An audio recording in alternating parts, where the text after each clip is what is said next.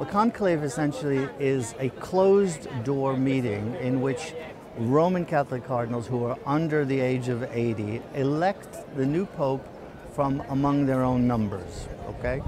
In order to get into a conclave, you have to be a cardinal. In order to get into a conclave, you have to be under 80 years old. And from one of those people inside that room in the Sistine Chapel, they will elect the pope with a 2/3 majority.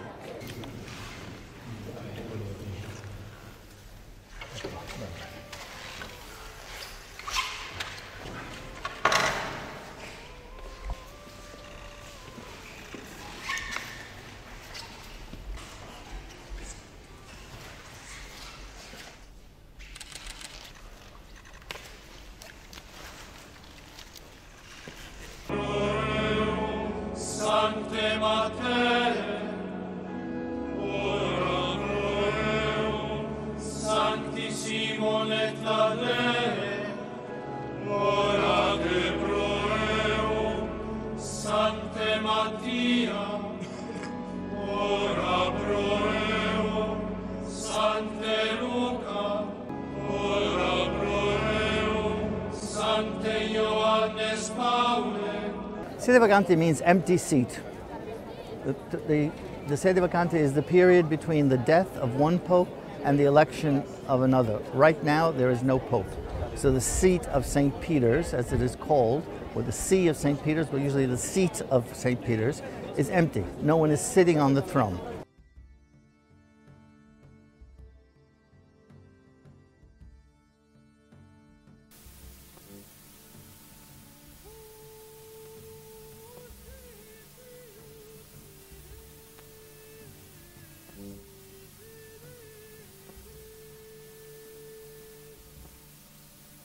What happens inside is that each of the cardinals writes on a slip of paper which says in Latin something along the lines, "I choose as Pope so-and-so."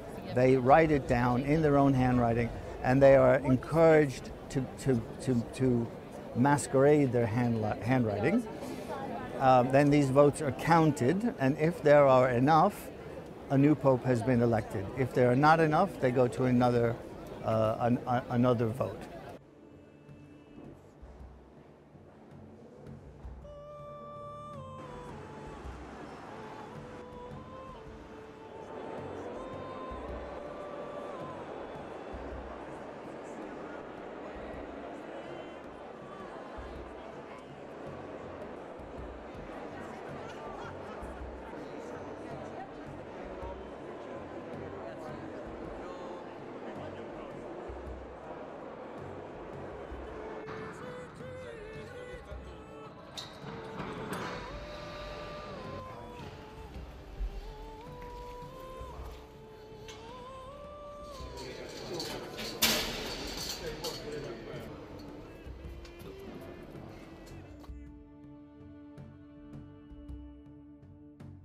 So when the cardinals have reached a decision, the cardinal who has been elected says, yes, I accept my election as Pope, as successor of St. Peter.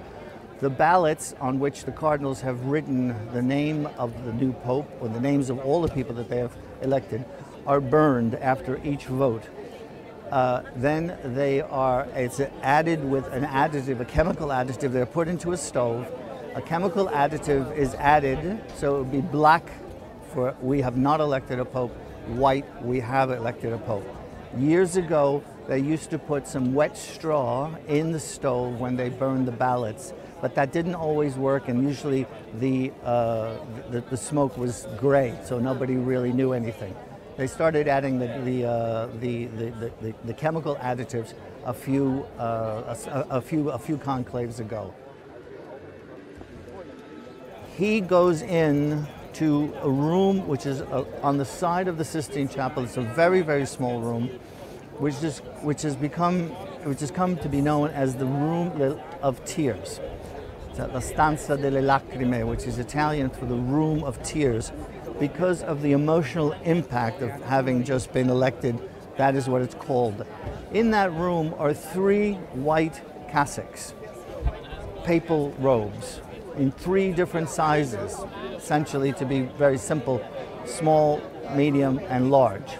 So whoever gets elected can put on one of these. It may not fit perfectly, it might be too big, too small, too short, whatever, but at least it's white, and that person will don those clothes and then will walk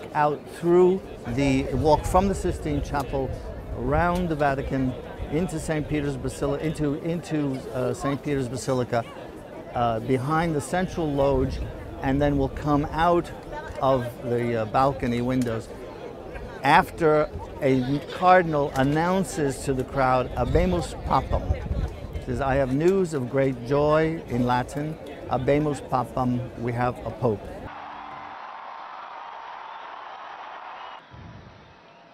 Annuncio vobis gaudium magnum, habemus papam.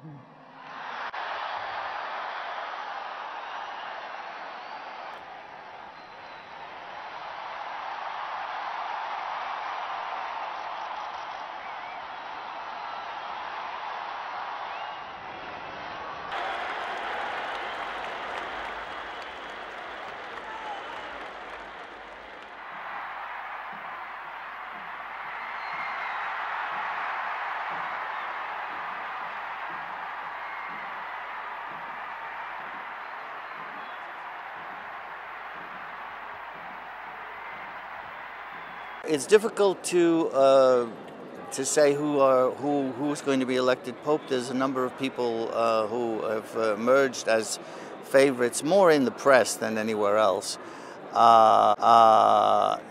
One is Cardinal Pietro Parolin, who is the Vatican Secretary of State. He's a very well-known entity. He's known by many people around the world, and he has no pastoral experience, but he has a lot of administration experience. One of the other contenders is Cardinal Tagle of the Philippines, who is his personality is more like that of John Paul II or Francis, more of a kind of a spunky personality. He's a very lively person. He would be the first pope from what is now considered Asia. It is almost impossible that a new pope will be chosen on the first day, the first ballot on the first afternoon. What normally happens is that a lot of names are thrown out just to cast out there, just to sort of, say, as a sign of respect to people. Everybody knows that they're not going to be chosen as pope. So the real voting begins the next day, on the second day.